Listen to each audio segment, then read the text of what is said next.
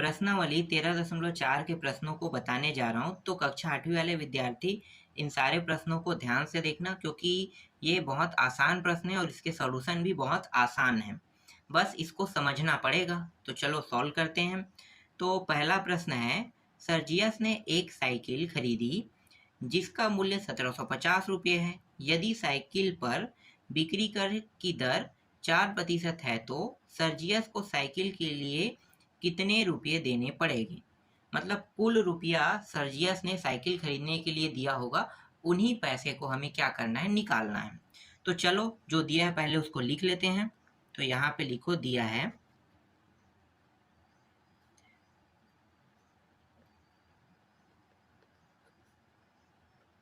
Cycle की कीमत बराबर 1750 रुपये दिया हुआ है, और जो बिक्री कर दिया हुआ है वो दिया है प्रतिशत में दिया है। तो प्रतिशत को हमें क्या करना है, प्रतिशत को हमें रुपया में बदलना है। तो कैसे बदला जाता है, तो इन दोनों को गुणा कर दो। तो 1750 गुणी 4, और प्रतिशत लिखा है, इसका मतलब 4/100। एक शून्य कट गया, 2 के पहाड़ा से ये भी कट रहा है और 2 के पहाड़ा से ये भी कट रहा है। कितने बार में, 2 के पहाड़ा में 2 बार और 2 के पहाड़ा में 5 बार में।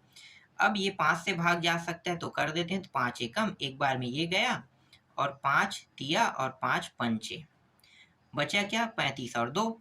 तो 35 गुणित 2 बराबर 70। तो ये 4% बदल गया 70 रुपये में। अब आसान होगा निकालना। अब क्या करेंगे, अब ये जो मान दिया है इन दोनों को जोड़ देंगे तो कुल रुपया ना पता चल जाएगा। तो इसे हम कहते हैं कुल रुपया या कुल मूल्य। 1750 और 70 रुपया टैक्स पड़ा था, तो दोनों को जोड़कर कुल रुपया सर्जियस ने पटाया। तो 1820 रुपया उन्होंने साइकिल खरीदने के लिए दिया। ठीक है, मतलब साइकिल को 1820 रुपये में खरीदा। समझ में आ गया। आगे देखो, इसके बाद दूसरा प्रश्न क्या कह रहा है, महानदी किनारे स्थित ग्राम पंचायत गिद्धपुरी रेत निकासी के लिए 20 रुपये प्रति घन मीटर टैक्स लेती है। यदि एक ट्रैक्टर में 5 घन मीटर रेत आती है तो नदी से 12 ट्रैक्टर रेत निकालने पर पंचायत को कितना टैक्स मिलेगा। तो पंचायत को मिलने वाले टैक्स को ही हमें निकालना है। ठीक है, चलो बताते हैं भाई इसको कैसे हल करोगे। तो जो दिया है पहले उसको लिख लो, क्योंकि सबसे मेन पॉइंट वही होता है। ठीक है, आपको उसे बताना होगा। तो 1 घन मीटर के लिए 20 रुपया देना पड़ेगा। ठीक है, या पड़ता है, यहाँ पे पड़ता है लिख लेते हैं। तो एक ट्रैक्टर में 5 घन मीटर आता है। 5 शॉर्टकट में लिख लेता हूँ, घन मीटर आता है। तो 5 घन मीटर आता है, मतलब 1 घन मीटर का 20। तो 5 घन मीटर का कितना होगा, 5 गुणित 20 बराबर 100 रुपये एक ट्रैक्टर में देना पड़ेगा। समझ में आ गया, देना पड़ता है मान लो। अब 12 ट्रैक्टर की बात कर रहे हैं, तो 12 ट्रैक्टर में, ठीक है, 12 ट्रैक्टर में, तो 12 ट्रैक्टर में मतलब क्या होगा, 12 गुणित 5 कर देंगे, क्योंकि एक ट्रैक्टर में कितना आता है, 1 घन मीटर। तो 12 ट्रैक्टर में 12 घन मीटर, सॉरी, एक ट्रैक्टर में 5 घन मीटर, तो 12 ट्रैक्टर में 12 गुणित 5 घन मीटर ना। तो 12 पंचे कितना हो गया, 60। समझ में आ गया, 12 पंचे 60। तो ये 60 जो है इसको 20 से डिवाइड कर दो, तो कितना हो जाएगा, 6 दूनी 12। तो 1200 रुपये कुल पंचायत को देना पड़ेगा। समझ में आ गया। आगे देखो, इसके बाद तीसरा प्रश्न देखो। तीसरा प्रश्न में कह रहा है कि अंजलि ने एक दुकान से 500 मूल्य के इत्र तथा 800 मूल्य के गहने खरीदे। यदि इत्र पर बिक्री कर 16% तथा गहनों पर बिक्री कर 8% है तो अंजलि कुल कितने रुपये दुकानदार को अदा करेगी। ठीक है, तो कुल रुपये बताना है क्योंकि उन्होंने इत्र भी खरीदा है और गहना भी खरीदा है। तो देखो इसे मैं इस तरह से सॉल्व करूंगा। पहले मैं यहाँ पे लिख लेता हूँ इत्र, ठीक है, और यहाँ पे मैं लिख लेता हूँ गहना। दो अलग अलग पार्टीशन में इसे लिख लेते हैं। इससे क्या होगा, बहुत आसान हो जाएगा। देखो इत्र जो है उन्होंने खरीदा था ना, तो कितने रुपए में खरीदा था, 500 रुपये में। ठीक है, तो इत्र की कीमत लिखो इसे, इत्र की कीमत कितना है, 500 रुपये था। इसी तरह से गहना की कीमत,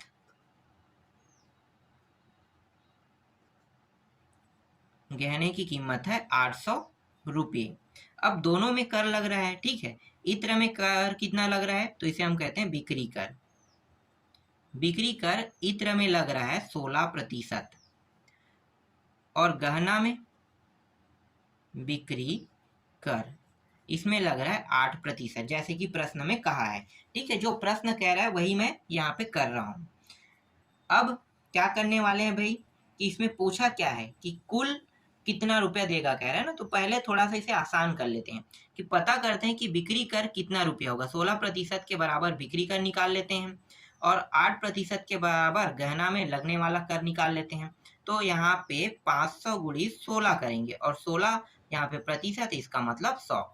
ये दोनों कट गया और 16 पंचे कितना होता है, 16 पंचे होता है 80। तो यहाँ पे 80 रुपया ये 16% के बराबर है। मतलब इत्र में 80 रुपया क्या पड़ रहा है, बिक्री कर पड़ रहा है। इसी तरह से गहने में निकाल लेते हैं, तो 800 गुणित 8 और ये 100। ठीक है, 8 का और प्रतिशत के नीचे में 100 लिखते हैं। तो ये इस तरह से 80 कितना हो गया, 64। तो 8% मतलब 800 रुपये में 64 रुपया क्या पड़ रहा है, बिक्री कर पड़ रहा है। समझ में आ गया। अब क्या करेंगे, इसके साथ इन्हें जोड़ देंगे, इत्र के साथ इसे जोड़ दो तो कितना हो जाएगा, 580 रुपया। ठीक है, डायरेक्ट कर रहा हूं मैं यहाँ पे थोड़ा सा, और इसको भी इसके साथ जोड़ दो तो कितना हो जाएगा, 864 रुपया। अब दोनों को जोड़ दो, इसको और इसको भी जोड़ दो, तो दोनों को जोड़ेंगे तो कितना आ जाएगा, ये 4, ये 14 का 4 और हासिल आई 1, तो ये हो गया 9 और 5 कितना होगा, 14। तो इतना होगा। ठीक है, तो 1444 रुपया कुल। ठीक है, कुल 1444 रुपया दुकानदार को दे रहा है। समझ में आ गया। चलो आगे देखते हैं।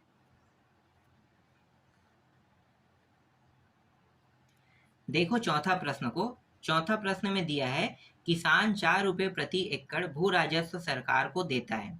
यदि रामदीन के पास 85 एकड़ जमीन कृषि योग्य है तो वह भू राजस्व के लिए के रूप में कितने रुपए अदा करेगा। तो प्रति एकड़ की बात कर रहा है 4 रुपया, लिख लो यहाँ पे प्रति एकड़ कितना पड़ रहा है, 4 रुपया, सॉरी प्रतिशत नहीं, 4 रुपये टैक्स पड़ रहा है। तो उसके पास कुल एकड़ कितना है, 85 एकड़ है। 85 एकड़, तो 85 एकड़ का मतलब होगा 85 गुणित 4।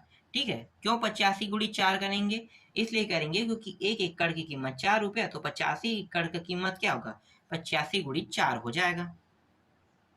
तो दोनों को गुणा कर दो तो कितना हो जाएगा, गुणा करेंगे तो ये हो जाएगा 340 रुपया।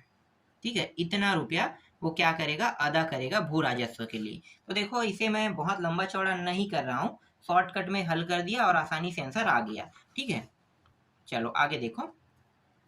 नगर निगम सुंदरपुर में आदिवासी भूखंडों के लिए विकास शुल्क प्रति वर्ग फुट 8 रुपये तय किया है। यदि भुगतान प्रकाश के भूखंड की माप 50 गुणित 30 फीट हो तो उसे कितना विकास शुल्क देना पड़ेगा। ठीक है, तो पहले जो दिया है उसको लिखना है होता है, तो ये चीज मैं नहीं कर रहा हूँ, आप लोग लिख लेना। ठीक है, प्रति शुल्क वर्ग फुट 8 रुपया दिए, इसको लिखना है और भूखंड की माप को भी लिख लेना है। अब मैं डायरेक्ट हल करता हूँ। ठीक है, तो जो भूखंड की माप जो दिया हुआ है उसी को लेकर हल करूंगा, तो उसे हम कहते हैं क्षेत्रफल। भूखंड का क्षेत्रफल, माप मतलब क्षेत्रफल की बात कर रहा है। ठीक है, तो 50 गुणित 30 कितना हो जाएगा, 15, तो ये हो गया 1500 वर्ग फीट हो जाएगा। इतना आ रहा है, 1500 वर्ग फीट आ रहा है। ठीक है। अब क्या कर रहा है, 1 वर्ग फीट का 8 रुपया। इसका मतलब क्या है, इसका मतलब ये है कि 1500 गुणित 8 कर देंगे तो कितना हो जाएगा, 0 0, 8 पंचे 40 का 0, 4 हासिल, 8 एकम 8 और 8 4 12, 12,000 रुपये, ठीक है, क्या होगा, शुल्क देना पड़ेगा। ठीक है, ये भी आसान हो गया, हल हो गया। चलो आगे देखते हैं, थोड़ा सा शॉर्टकट कर रहा हूँ ना सभी प्रश्नों को, क्योंकि इसमें कुछ समझाने लायक टॉपिक नहीं दिया है, इसलिए आप इसे आसानी से समझो। आगे देखो, अगला क्या कह रहा है, दिनेश ट्रक से 37,000 है ना, 37,500 का अनाज बाहर से मंगाता है। यदि अनाज पर 2.5% प्रवेश कर लगता है तो दिनेश कुल कितना प्रवेश कर अदा करेगा।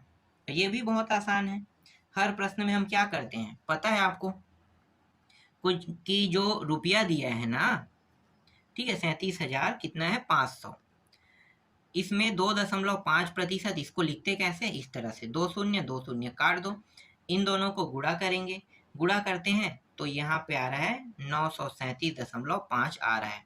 इतना रुपया ही क्या होगा, इसका आंसर होगा। देखो बहुत लंबा चौड़ा ना करके डायरेक्ट हल करते हैं, समझ में आ गया। पहला प्रश्न को जैसे मैंने किया था, प्रतिशत को मैंने क्या किया, रुपया में तब्दील कर लिया, तो जैसे ही मैंने रुपया में बदला तो यहाँ पे जो इसका जो टैक्स है ना अनाज का, 2.5% टैक्स, ये 937.5 रुपये के बराबर है। आगे देखो, इसके बाद नेक्स्ट प्रश्न है, यदि ग्राम पंचायत अरसेना प्रति मकान 25 रुपया कर लगाती है और पंचायत के अंतर्गत 216 रुपया 200 क्या है, 16 मकान है, तो गृह कर से पंचायत की कितनी आय होगी। ठीक है, तो जो दिया है कह के लिख लेना है, वो वाला टॉपिक आप लिख लो, 216 और 25 को लिख लेना। ठीक है, अब यहाँ पे पूछा क्या है, पूछा है कि गृह कर से पंचायत की कितनी आय होगी, मतलब दोनों का गुणा कर देना है, तो दोनों को गुणा कर देते हैं, किसका किसका भाई, 25 गुणित 216, तो ये हो जाएगा 5,400 रुपया, यही क्या होगा, इसका आंसर होगा। चलो अंतिम प्रश्न देखते हैं। देखो अंतिम प्रश्न क्या है, अंतिम प्रश्न दिया है, भारत सरकार टैक्स पर लागत मूल्य का 11% उत्पाद कर लगाती है। यदि कारखानों में एक ट्रैक्टर की उत्पादन लागत 1,20,000 रुपये है तो प्रति ट्रैक्टर उत्पाद कर की राशि ज्ञात कीजिए। ठीक है, तो उत्पाद कर की राशि निकालना है, तो क्या करना है भाई, आपको पता चल गया होगा, एक तो रुपया दिया है, एक प्रतिशत दिया है, प्रतिशत को क्या करते हैं, रुपया में बदलते हैं। तो बदलने का तरीका क्या है, 1,20,000, ठीक है, इसको बदल लेते हैं 11%, मतलब 11/100, ये दोनों कट गया, 11 अंदर गुणा कर दो, तो ये 0 0, 11 दूनी 22 का 2 हासिल आई 2, 11 एकम 11 और 2 कितना हो गया, 13, तो 13,200 रुपये यहाँ पे इसका आंसर आएगा। देख लो बहुत आसान था, शॉर्टकट तरीके से मैंने कुछ प्रश्नों को हल किया और कुछ प्रश्नों को लॉन्ग कट। तो लॉन्ग कट तरीके से जिन प्रश्नों को मैंने हल किया उसमें दिया है कह के लिखा हूँ, तो जो शॉर्टकट में मैंने हल किया उसमें दिया है कह के मैंने नहीं लिखा है। तो बस आपको क्या करना है, दिया है कह के सभी में लिख लेना है, बाकी सॉल्यूशन बस इतना ही है और ज़्यादा सॉल्यूशन नहीं है।